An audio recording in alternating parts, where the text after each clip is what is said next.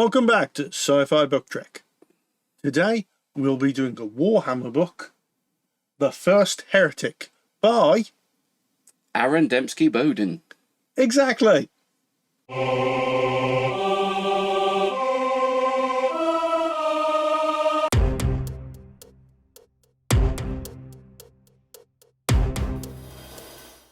The book, of course, is from the Warhammer 40k lore and also from the Horus Heresy series. Now, this version of it, although it says it's number 1 on the side, that's not number 1 in the Horus Heresy series. It's actually number 14. So that is something to bear in mind. Yes, but with that in mind, I mean, at least for me, the review's probably going to focus around the idea that at some point this was supposed to be an introductory book into the Horus Heresy or into the Warhammer 40k universe. Yeah. That might be unfair, and I have a feeling I might get called out on it, at least for the comments that I'll make during the video. Well, I mean, this was picked to be number 1 in this little franchise, although this isn't the first printing of that book. However, this book itself, which we got, is from a sort of a type of magazine subscription where, like, the first one's cheap, and so everyone gets it, and hopefully it hooks you in to buy the next ones. Shout out to our friend Sean, who actually provided this copy when he was cleaning out his house about 10 years ago. Yeah. When he was moving house. But yeah, this is a hand-me-down copy. I've enjoyed it. That's probably giving away the you're the giving end. away the end now. I'm sorry. Right then. It's not like you've ever done that. I mean, I still like it anyway. Not supposed to give that away until the end. I do it with good books. Now, let's go on to the author, which will probably be short.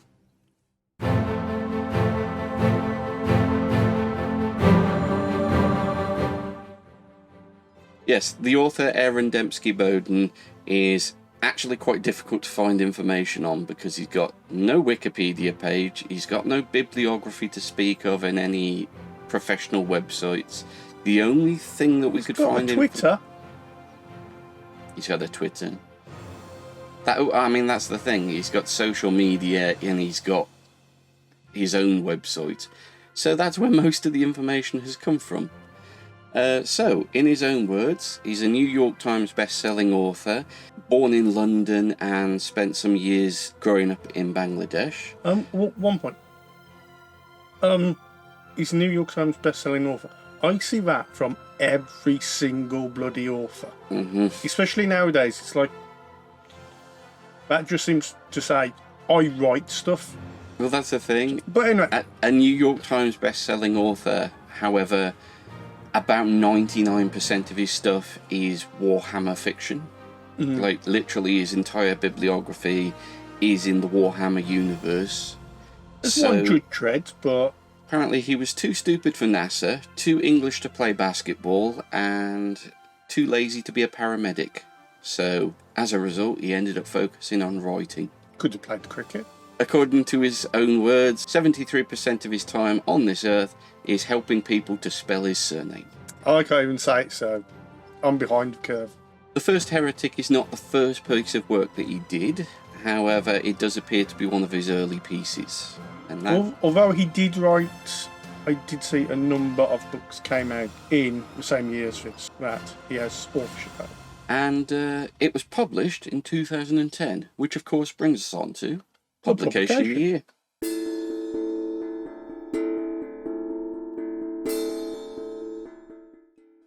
Right, first off in this year, the world's tallest tower, the Burj Khalifa, opened in Dubai. Yeah. Still the world's tallest because, well, every time someone challenges it, they keep putting a couple of feet extra on the top of the tower. Well, no, I think the money's run out of construction. So it's like, we mob can't ran build. out of money. Yeah. We can't build enough. It was the year of the first release of the iPad something that has now become fairly common across Yes. all walks of life, from students to old age pensioners playing Bejeweled. And of course, Apple tried to sue Samsung for copying their idea the year after, and Samsung just went, yeah, have you ever seen 2001: A Space Odyssey? Or Star Trek: The Next Generation. Yes, and also a clip from Tomorrow's World was in the lawsuit as well. From like 1970s. But anyway, also in this year, a simple bloke named William got engaged to a simple woman named Kate. I didn't realise that was this Yep. year. Okay. And that's, at the time of recording, Prince William. Yeah. I mean, he still Prince No, William. I mean, Prince William, Prince of Wales. Yeah. At the time of recording, I think he's Prince of Wales. Is he? Well, he's not the Duke of York. That's But isn't Kate the Duchess of Edinburgh or something?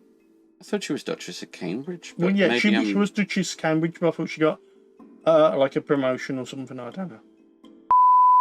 Just to clarify, William's original title was Duke of Cambridge. This was awarded to him just before the marriage, and Kate was made the Duchess of Cambridge by marriage. After the Queen's death, Charles ascended to the throne, and William then slid into his father's previous title as heir apparent to become the Prince of Wales, and his wife became Princess of Wales. As you can see, I couldn't give two shits about the inbred scrounging fuckwits, so I had to look this knowledge up after the video. Well, You can see how engaged we are in the monarchy. Yeah, attracts Americans and they give us money, so it's fine. Anyway, next. Researchers at CERN managed to trap 38 anti-hydrogen molecules for a sixth of a second. So not so much trapped as temporarily held at Her Majesty's pleasure just because you walked into a police station and then went, I don't know why I'm here, and walked out again. I will not help you destroy Omega. It should be harnessed. That's impossible. The Borg believe otherwise. Explain. On one occasion, we were able to create a single Omega molecule. We kept it stable for 1/1,000,000th of a nanosecond before it destabilized. But anyway, also in this year, drum roll, you want to do your pronunciation? One long, angry line later. The eruption of the volcano, Eyjafjallajökull, put an ash cloud into the sky that actually caused the sun's rays to darken by a noticeable amount. Probably noticeable more so by a camera than the human eye, but... Well, your engines couldn't fly through it. And after that nonsense... Yeah, and next up, we'll talk about the book and the characters within.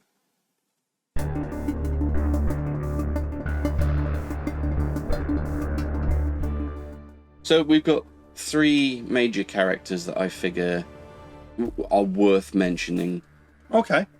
So we got Serene Valentian, Yeah, Argotal, and Lorgar Aurelian. I would agree. It is mostly those three characters. It's mostly Argentons throughout. Yes, he does feature as a major antagonist Yeah. to the story. Like Protagonist he's in is it probably... throughout. Yes. So the character of Serene is the first character really that we're introduced to. She is titled as the Shul Asher of the city of Monarchia. And I couldn't find an explanation for what Shul Asher is.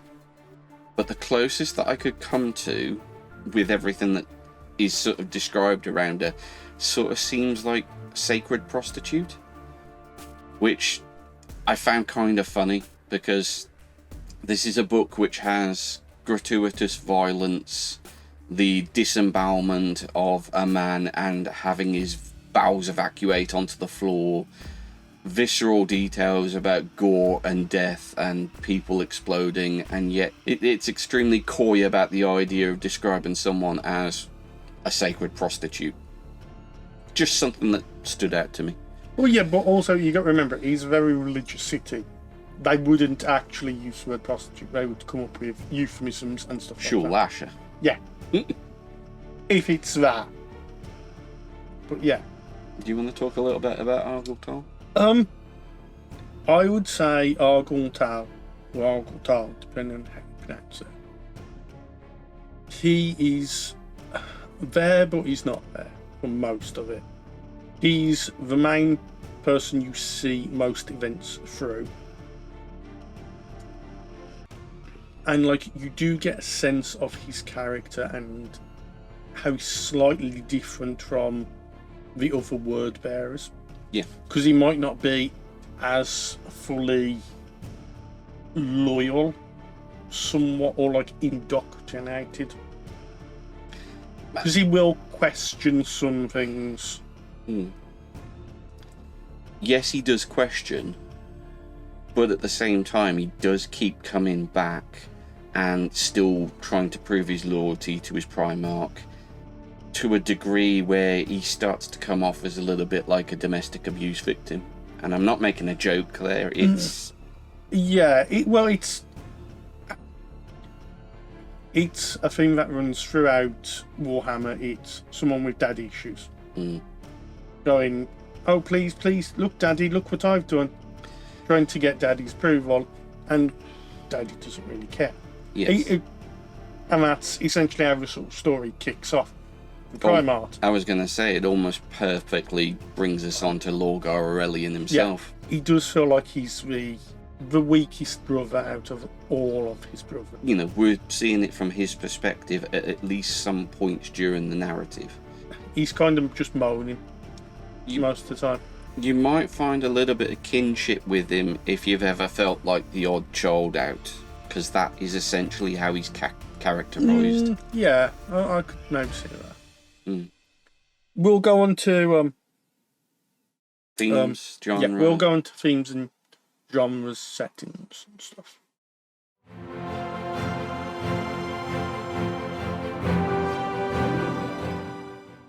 Now, obviously, this is a franchise, Warhammer 40k, which is the grimdark future Yes. of mankind. I'm starting to wonder whether you've been reading my notes before. Well, now, That's literally what the first line I've got for my notes. It's like the tagline for the 40k universe. well, that if you know anything about 40k, you know it's grimdark. Yes. In some places, grimdark. I know little about the Warhammer universe, like lore-wise.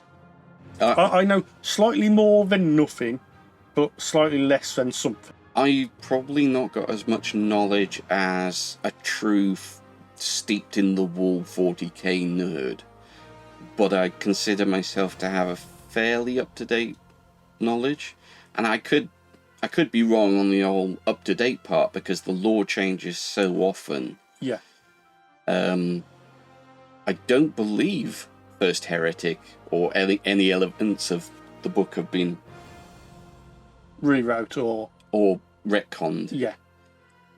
But by the time this video comes out, it might actually be inaccurate. Well, now, currently at the moment, Warhammer is doing a Horus Heresy thing with the models and stuff. But I also know that there's quite a big movement in the background with the 40k. They're advancing the story. Yes. So, I mean, the 40k that is currently being sold is a lot different from this. This is sort of ancient history yes. for that. So, For me, it's a character study of the characters of Argyle and Lorgar, which, in the grand scheme of things, I don't know. 40k is an absolutely massive universe. To say a character study of one Space Marine, even Serene, one Blessed Lady, one Space Marine, and one Primarch who as you say, is one of the weakest of the Primarchs. To say that it's a character study for those three characters in such a vast, wide-ranging universe, you might never see these characters again in all the fiction that has been written. But also, it does slight criticism, but it does feel like it's a very small segment of what happens at a certain point, and you're not getting a wider context or really know like what other things happen outside of that. No, I would agree. I think the book does tend to centre a lot on the themes of love, loyalty, and what happens when that is perhaps misplaced or misdirected. Like, too much. Or like the wanting of those. Yes, wanting approval, finding nothing. Wanting love and seeking it. In the wrong places, let's say. Yes. Ultimately finding purpose, finding something to believe in. Yes, Not necessarily... No matter the cost. Yes. I think that mostly covers it. Do you want to go on to recommendations? Yeah, okay.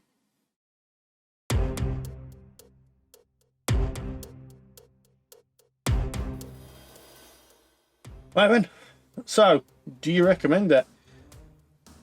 It's difficult. I find it difficult to recommend this book. Don't get me wrong. I kind of enjoyed it. But I do have prior knowledge of the Warhammer universe. And I think it's enough to understand what's going on.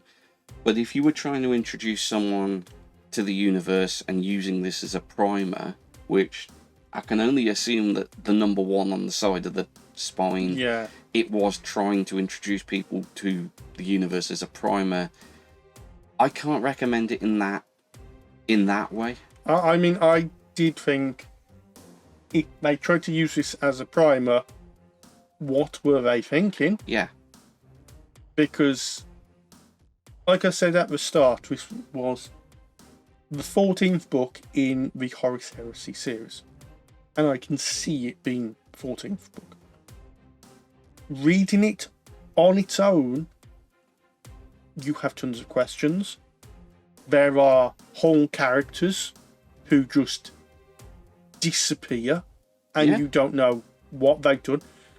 I mean, I can only presume they do stuff in another book. That's why they weren't touched upon. I can see it as part of a wider world. Yeah, definitely. I can see it as part of wider lore and everything. It's just, if you're trying to read it as your first book, no, I could not recommend it. Yeah. Like, if you know the Warhammer universe and stuff, and you know roughly the events of Horus Heresy, yes, go for it. Yeah. If not, pick another book. Yeah. And just briefly, right? Look at how thick this thing is. As an introductory book to it's Most a hell of are, a time sink. But also, the other thing, if you do read it, push through the first few chapters. The first chapter, I think, is okay and stuff, but there's the first few chapters can be a bit rough going, and it can throw you off. You just got to push through until. I think I know of where you speak, but that will have to wait for the spoilers. Well, yes, I'm just saying, if you do try to read it, try and push through the first few chapters, and then it settles down a bit. Yeah. However, guys, if you're not put off by that, you can still pick this up. It's available from the Warhammer shop, as well as, of course, your online retailers. And I believe it's also available in ebook form. I think we'll end it there. Thanks for joining us. And, well, we'll see you next week. Next week for spoilers, guys. If you're not interested in continuing with this book, based on our recommendations, then feel free to join us in a couple of weeks for a new book. Bye.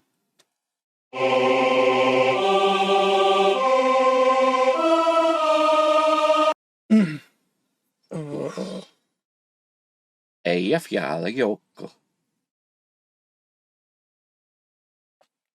You made a rod for your own back there. I've been fucking practicing. The eruption of the volcano Eyjafjallajökull. Fuck off! Headshot. The pronunciation. The eruption of the pronunciation. The eruption of the volcano Eyjafjallajökull. Eyjafjallajökull.